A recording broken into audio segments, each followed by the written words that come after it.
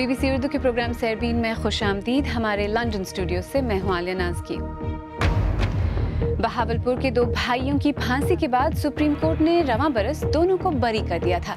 انصاف کے تقاضوں کی تکمیل میں اس سنگین ناکامی کی وجہ کیا ہے؟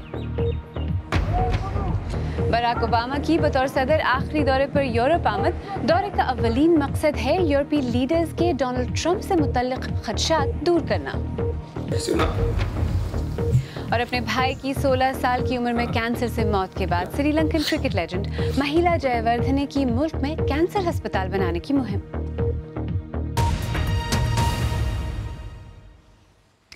پاکستان میں 2 برس قبل پھانسیوں پر غیر اعلانیہ پابندی کے خاتمے کے بعد سے وہاں سینکڑوں مجرموں کو تختِ دار پر لٹکایا جا چکا ہے.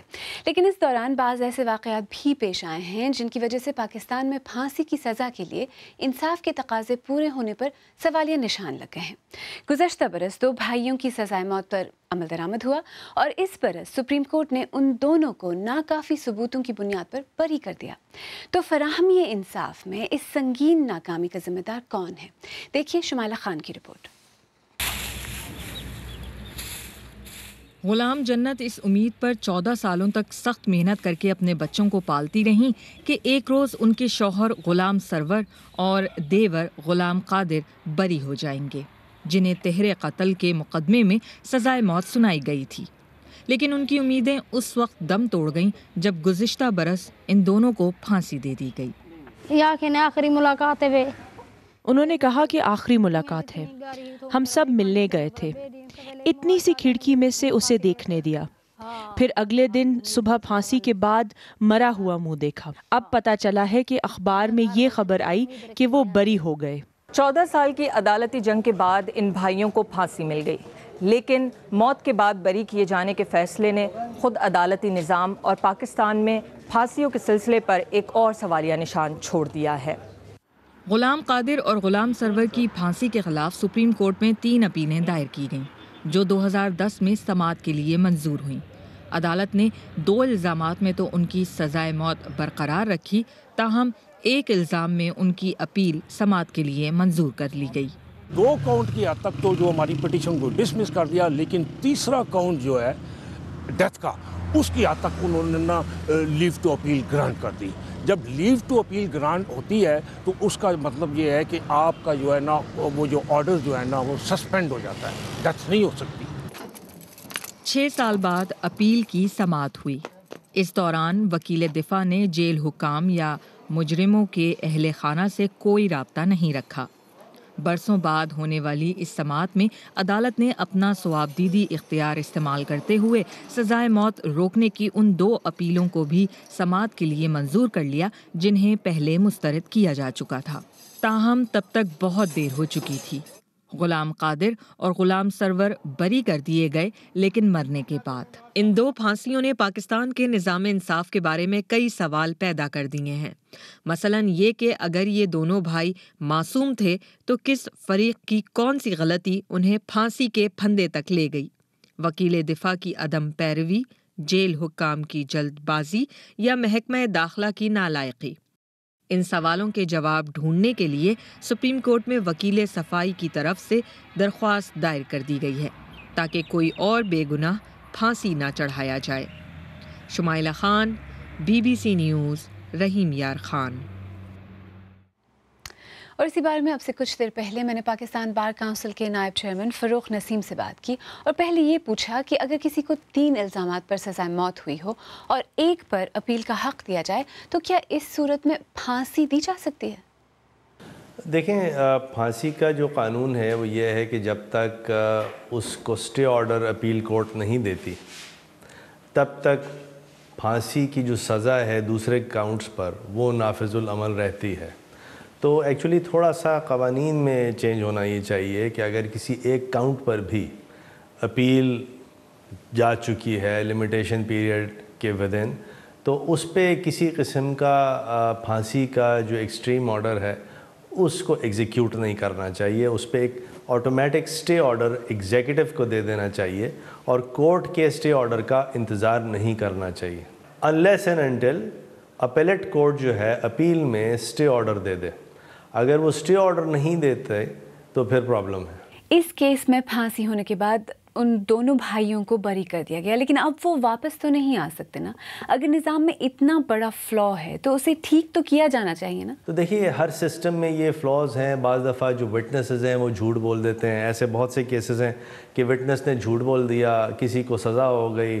تو یہ تمام چیزیں جو ہیں یہ تاریخ کا بھی حصہ ہے، تمام ممالک میں ہیں. لیکن یہ بات صحیح ہے کہ پاکستان میں جلد سے جلد اس قسم کی قانون سازی ہونی چاہیے کہ اگر کسی کو کوئی ڈیتھ سینٹنس ہے تو جب تک وہ اپنی پوری اپیلیں ایگزاسٹ نہ کر لے تو وہ نافذ العمل نہیں ہونا چاہیے. اور ایگزیکٹو فنکشنریز اگر یہ کریں تو پھر اس پہ ان کو سزا ہونی چاہیے اور ساتھ ساتھ کمپنسیشن کا بھی قانون ہونا چاہیے. اچھا، اس سب کی ذمہ داری کس پر عائد ہوتی ہے؟ نظام پر عائد ہوتی ہے، وکیلوں پر عائد ہوتی ہے، یہ قصور کس کا ہے؟ دیکھیں وکیلوں پر تو عائد نہیں ہوتی، for the very simple reason کیونکہ وکیل تو اپنے کلائنٹ کا کیس جو انسٹرکشنز ہوتی ہے، جو ایویڈنس ہوتی ہے، وہ جج کے سامنے رکھ دیتا ہے. جہاں تک کہ جج کا تعلق ہے تو جج یہ دنیا بھر میں یہ مروج قانون ہے کہ جج یا جوڈیشل یا کویزائی جوڈیشل آفیسر جو اپنا فیصلہ دیتا ہے تو اس فیصلے پر اس کے خلاف کوئی کارروائی نہیں ہو سکتی. لیکن اگر کسی نے فیبریکیٹ کیا ہے ایویڈنس کو تو نیچرلی اس کے خلاف قانونی چارہ جوئی ہونی چاہیے، اس کے خلاف اس کو کنوکٹ بھی ہونا چاہیے کرمنل لاء میں، پھر کمپنسیشن بھی ایوارڈ اس کے خلاف ہونا چاہیے لیگل ایئرس کو. سزائے موت کے خلاف جو لوگ بات کرتے ہیں، جو ان کی دلیلیں ہیں، اس کیس سے وہ مضبوط ہوتی ہیں نا؟ نہیں، میں اس سے دیکھیے ایگری نہیں کرتا. ہر ملک کے جو حالات ہیں وہ الگ ہیں. یورپ اور امریکہ کے حالات پاکستان میں نہیں ہیں. دیکھیں میں برائی نہیں کر رہا لیکن زیادہ تر چیزیں الٹی ہیں. ان کو صحیح کرنے کے لیے ایک چیز یہ بھی ہے، ایک ڈیٹرنس رکھنی. فی الحال آئندہ کوئی 20-25 سال بعد اتنے حالات اچھے ہو جائیں وہ بات دوسری ہے، لیکن فی الحال اگر یہ ڈیٹرنس بالکل ختم کر دی پاکستان میں تو میرا نہیں خیال کہ یہ کوئی آج کل کے پاکستان کے حالات میں اچھی بات ہے، بلکہ کاؤنٹر پروڈکٹیو ہوگی، اس سے ٹیررزم اور بڑھے گا. پاکستان بار کونسل کے نائب چیئرمین فروخ نسیم، جن سے میں نے کچھ دیر پہلے بات کی، اور اس موضوع پر ہمارے سوشل میڈیا صفحات پر بھی بحث جاری ہے. محمد عمیر لکھتے ہیں، عدالت نے غلام سرور اور غلام قادر کو بری تو کیا، مگر کیا انہیں معلوم ہے کہ ان کو 1 سال قبل بہاولپور میں پھانسی دی جا چکی ہے؟ صبا عالم لکھتی ہیں، اگر پاکستان کے قانونی نظام میں کبھی کوئی تبدیلی کی گئی تو غلام سرور اور غلام قادر کے نام ہمیشہ یاد رکھے جائیں گے. عارف رفیق لکھتے ہیں، غلام سرور اور غلام قادر کی پھانسی عدالتوں اور جیلوں کے درمیان رابطے کی کمی کو ظاہر کرتی ہے. آئیے اب دیگر اہم موضوعات پر ایک نظر ڈالتے ہیں. امریکی صدر باراک اوباما اپنے آخری سرکاری دورے پر یونان پہنچ گئے ہیں، جس کے بعد وہ جرمنی جائیں گے. دورہ یورپ پر روانگی سے قبل صدر اوباما کا کہنا تھا کہ وہ یورپی رہنماؤں کو یہ یقین دلائیں گے کہ نو منتخب امریکی صدر ڈونلڈ ٹرمپ نیٹو سمیت امریکہ کے تمام اسٹریٹجک تعلقات برقرار رکھیں گے. تفصیل کے ساتھ عادل شاہ زیب. خیال کیا جا رہا ہے کہ باراک اوباما بحیثیت صدر اپنے آخری دورے میں یورپی اتحادیوں اور نیٹو کو یہ باور کرانے کی کوشش کریں گے کہ نو منتخب صدر ڈونلڈ ٹرمپ امریکہ کے اسٹریٹجک اتحادوں اور وعدوں کو برقرار رکھیں گے. متعدد عالمی رہنماؤں نے انتخابی مہم کے دوران ڈونلڈ ٹرمپ کے عالمی امور پر متنازع بیانات کے بارے میں تحفظات کا اظہار کیا تھا.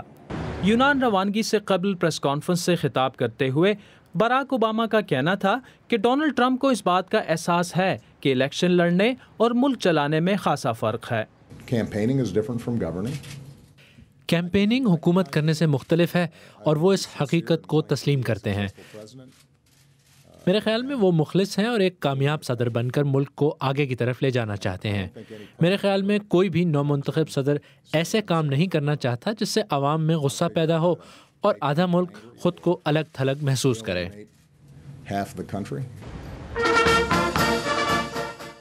صدر اوباما کے دورہ یونان میں امریکہ مخالف مظاہروں کے انعقاد کی وجہ سے سیکیورٹی انتہائی سخت کر دی گئی ہے. وہ یونان کے وزیر اعظم الیکسس سپرس سے قرضوں میں جکڑی یونانی معیشت کی بہتری پر بات کریں گے. یاد رہے کہ ڈونلڈ ٹرمپ کے متنازع بیانات پر یورپ سمیت دنیا کے مختلف حصوں میں خاصی تشویش پائی جاتی ہے اور یورپی وزرائے خارجہ نے ڈونلڈ ٹرمپ کے منتخب ہونے کے بعد کی صورتحال پر غور کرنے کے لیے خصوصی اجلاس بھی منعقد کیا تھا. عادل شاہ زیب، BBC نیوز. مصر کی اعلیٰ ترین عدالت نے سابق صدر محمد مرسی کو پچھلے برس مئی میں سنائی گئی موت کی سزا کو ختم کر دیا ہے۔ محمد مرسی کو عمر قید کی سزا بھی سنائی گئی تھی جو اب بھی برقرار ہے۔ ان پر الزام تھا کہ انہوں نے 2011 میں اسلامی شدت پسندوں کو جیل سے بھاگنے میں مدد کی تھی۔ امریکہ میں ایک خاتون پاملا ٹیلر کی امریکی خاتون اول مشیل اوباما کے بارے میں نسل پرست فیس بک پوسٹ پر تنازع کھڑا ہو گیا ہے۔ پاملا ٹیلر نے مشیل اوباما کو بن مانس کہا تھا۔ ریاست مغربی ورجینیا کی ایک ٹاؤن میئر بیورلی ویلنگ نے پاملا کے جملے کی تعریف کی جس پر انہیں بھی شدید تنقید کا سامنا ہے۔ بی بی سی اردو کے پروگرام سیربین میں آگے چل کر دیکھیے گا، میانمار کی مسلمان آبادی والی رخائن ریاست میں مبینہ قتل اور ریپ سے متعلق بی بی سی کی خصوصی رپورٹ۔ اور سری لنکن کرکٹر مہیلا جے وردھنے نے کینسر ہسپتال بنانے کا کام کیوں شروع کیا؟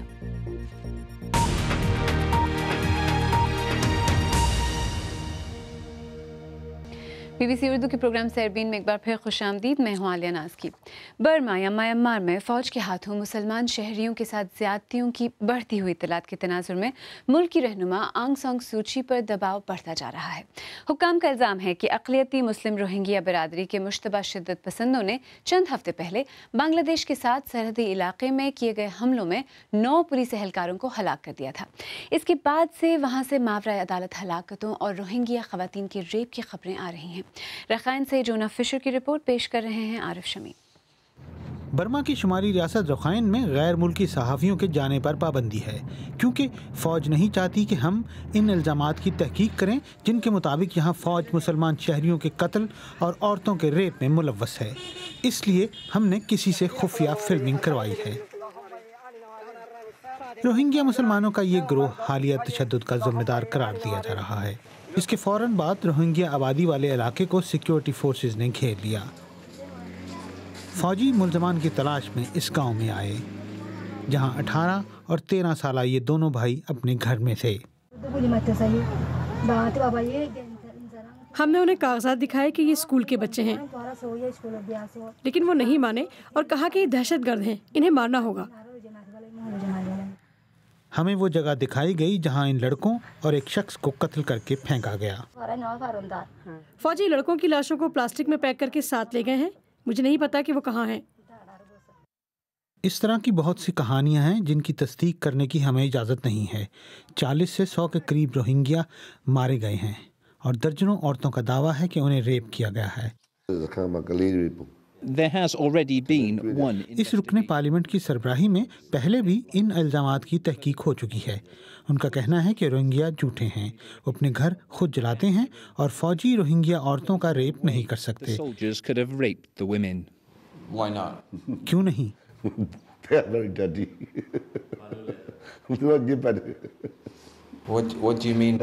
کیا مطلب ہے آپ کا؟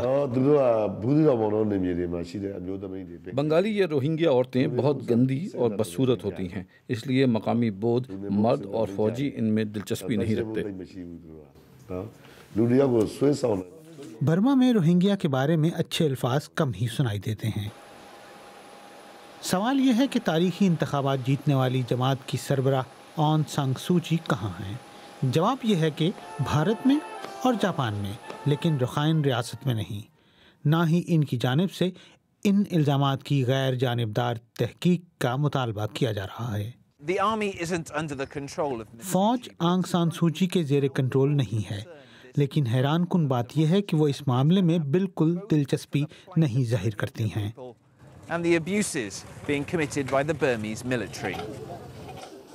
شاید وہ کمزور ہیں یا پھر وہ ایک غیر مقبول اقلیت کے لیے فوج سے اپنے تعلقات خراب نہیں کرنا چاہتی ہیں۔ جونا فشر کی رپورٹ۔ آئیے اب دیکھتے ہیں کہ ہماری ویب سائٹ bbc.urdu.com پر آپ کن خبروں میں دلچسپی لے رہے ہیں۔ لندن کے فلیٹ قطر میں سرمایہ کاری کے منافع سے خریدے گئے اور پاناما لیکس میں مدعی سست، اور مصر کے سابق صدر محمد مرسی کی موت کی سزا ختم، یہ خبریں سب سے زیادہ پڑھی جا رہی ہیں۔ ان کا شمار دنیا کے بہترین بیٹسمین میں ہوتا ہے۔ انہوں نے ٹیسٹ کرکٹ میں 10,000 سے زیادہ رنز بنائے۔ موصوف کا نام ہے مہیلا جے وردھنے، تعلق ہے سری لنکا سے اور کرکٹ سے تو ریٹائرمنٹ لے لی، لیکن اب وہ ملک کے شمال سے جنوب تک پیدل چل کر ایک کینسر ہسپتال کے لیے چندہ جمع کر رہے ہیں۔ اس چیریٹی واک میں ان کا ساتھ 80,000 لوگ دے رہے ہیں۔ تفصیل کے ساتھ کاشف قمر۔ شمال سے جنوب تک ان لوگوں نے 28 دن تک پیدل چل کر 670 کلومیٹر کا فاصلہ طے کیا۔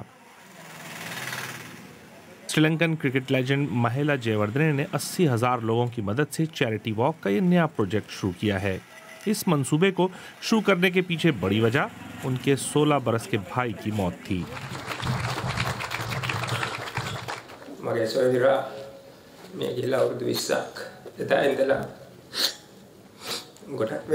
میرے بھائی کی موت کو 20 سال کا عرصہ گزر چکا ہے۔ اس کی جان کینسر نے لی۔ میں نے بہت عرصے سے کینسر کے علاج کی جدید سہولیات کو سری لنکا لانے کی کوشش کی ہے۔ مجھے اب جا کر موقع ملا ہے۔ صرف کینسر نہیں، ہمارے ملک میں اور بھی بہت سے مسائل ہیں۔ ہم سب کو ایک ساتھ مل کر ان کا مقابلہ کرنا ہوگا۔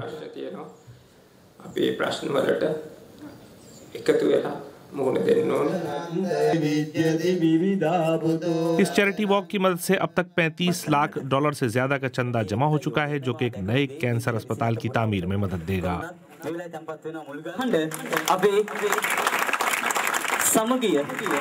سری لنکا کی حکومت نے کہا ہے کہ وہ اسپتال کی عمارت کی بنیاد رکھنے اور اس منصوبے کو تیز کرنے کے لیے مالی طور پر مدد بھی کرے گی۔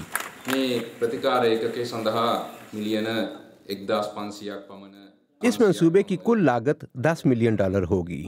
ہمیں امید ہے کہ ہم $5 ملین تک کی رقم کا بندوبست اس چیریٹی واک سے کر لیں گے، جبکہ باقی $5 ملین وزارت صحت نے ہمیں دینے کا وعدہ کیا ہے۔ 5 سال پہلے اسی طرح کی ایک اور واک کا انعقاد کیا گیا تھا، جس میں 30,000 لوگوں نے حصہ لیا تھا۔ اس کے نتیجے میں 120 بستروں پر مشتمل ایک اسپتال ملک کے شمال میں جنگ زدہ علاقوں میں بنایا گیا ہے، جہاں پر رہنے والے لوگوں کو اس کی سخت ضرورت تھی۔ اس بار یہ واک صرف ایک اسپتال بنانے کے لیے نہیں، بلکہ لوگوں کو ایک دوسرے کے قریب لانے کے لیے بھی ہے۔ اگر آپ چاہیں تو مجھ سے اور ہماری ٹیم کے دیگر ساتھیوں سے ٹویٹر پر بھی رابطہ کر سکتے ہیں۔ میرا ٹویٹر ہینڈل ہے @عالیہ۔ اس کے ساتھ ہی سربین اختتام کو پہنچا۔ پروگرام میں پیش ہونے والے موضوعات پر اگر آپ اپنے خیالات کا اظہار کرنا چاہیں تو فیس بک پر ہمارا صفحہ حاضر ہے۔ آپ ہمارے ٹویٹر ہینڈل @BBC اردو کے ذریعے بھی ہم سے رابطہ کر سکتے ہیں۔ عالیہ ناز کی کو اجازت دیجیے۔